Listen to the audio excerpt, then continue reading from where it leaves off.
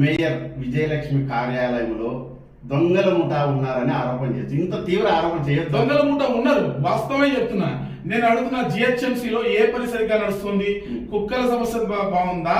ఈ రోజు వీధి దీపాలు లేనటువంటి దుస్థితిలో భాగ్యనగరం ఉంది. మోరీలు పొంగి పొరుగుతా ఉన్నాయి, డ్రైనేజీలు పొంగి పొరుగుతా ఉన్నాయి, నాలాల్లో పసిపిల్లలు పడి చనిపోతా ఉన్నారు, పార్కుల పరిస్థితి అధోగతిగా ఉంది.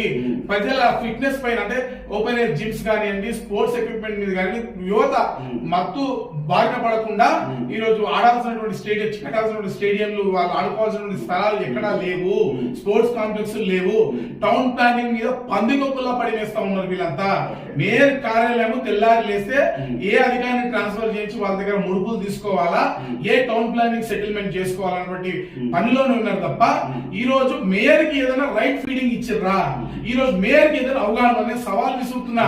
ఈ రోజు కూడా మీ ఛానల్ ద్వారా విసురుతున్నా, మేయర్ కి ఏమైనా అసలు జిహెచ్ఎంసీ పరిపాలన పట్ల అవగాహన ఉంటే, దమ్ముంటే మీ ఆమె చూస్ చేసుకున్న మీడియా ఛానల్ కి నేను చర్చించడానికి సిద్ధం. దమ్ముంటే మేయర్ నుంచి సమస్యలపై